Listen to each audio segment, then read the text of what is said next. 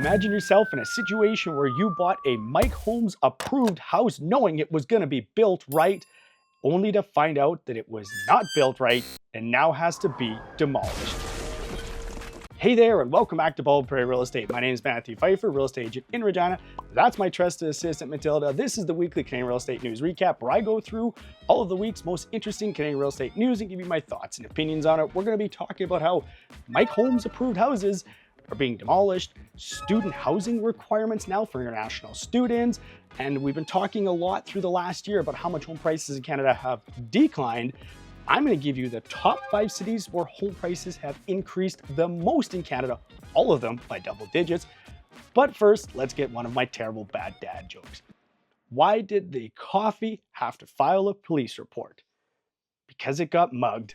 If you have a terrible joke that I can use in a future episode, put in the comments below. Let's get into this week's Canadian real estate news. First topic here is Ontario is going to require universities to have housing for all international students. This is a topic I have been trying to get more information on because I want to get to the bottom of it. I want to be able to provide more information for you guys, but it just seems like this was hastily thrown together and quickly thrown out in a press release. So if you have more information, please let me know in the comments below.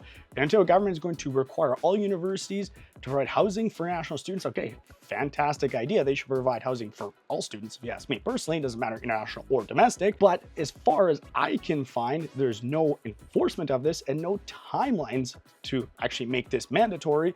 And there's no money being provided by the provincial government for universities to build the housing. And maybe that's by design. Maybe they're just trying to box universities into not being able to accept more international students, kind of pass the buck. Of course, we saw the federal government kind of start with this, and then they finally put a cap on international students, and now the province kind of seems like they're trying to look like they're doing something without actually doing much. So we're gonna have to wait and see. When I use more information on this topic, I'll let you guys know. Next, the federal government is going to provide low-cost loans to universities to build student housing. So this is the government kind of rejigging an existing program. It was the apartment construction loan program geared predominantly towards getting purpose-built rentals built. This, again, not grants, this is loans provided to universities to get housing built. So the government, of course, goes and massively increases student visa application approvals, and now is basically passing the buck to universities saying, well, you guys house them now, we'll provide loans so you can get them housed.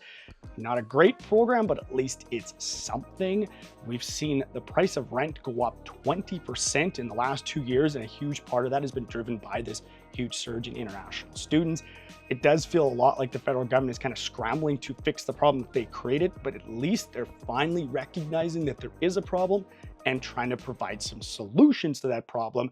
Still a long ways to go, but we're getting there. Let's talk about the places in Canada where home prices increased the most in 2023. Of course, in 2023, all the news headlines talked about how much home prices were declining, but these 5 cities saw not only home price increases, but massive double-digit increases.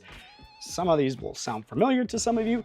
Morcy, Quebec was the first one that saw home prices increase 17%. Sudbury, Ontario saw home prices increase 15%.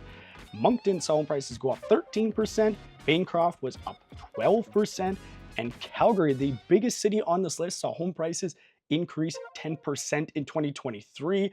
I think more than a few of these on the list will continue to see home prices increase in 2024 as well. The big news topic for this week is Mike Holmes approved homes are now being demolished. Put yourself in a situation where you're out looking for a house and you're comparing builders and you see one that is Mike Holmes approved, you recognize him from TV, know that if it's a Mike Holmes approved house, it's going to be built well, it's going to be built better than other houses. So you go and you purchase that home, only to find out that it was not only not built correctly, it now has to be demolished because of how poorly it was built. That would be obviously extremely frustrating. And this is what's happened in Ontario. 3 houses being demolished, others that were not built correctly. The buyers took years to have to fight with the builder to get these homes built correctly, or had to go through warranty programs.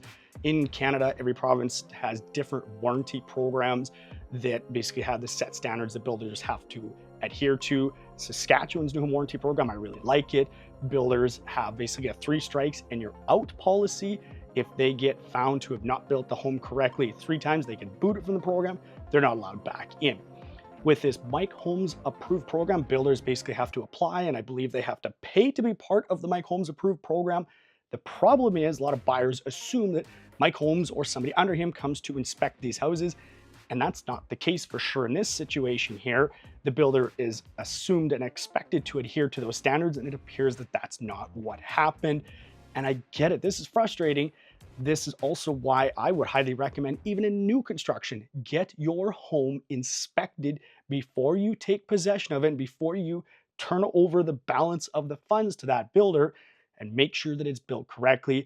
And if your province has a new home warranty program, make sure you know that inside and out, and that it follows that new home warranty program. The good builders, they're all going to build things right. They're going to have a warranty program available.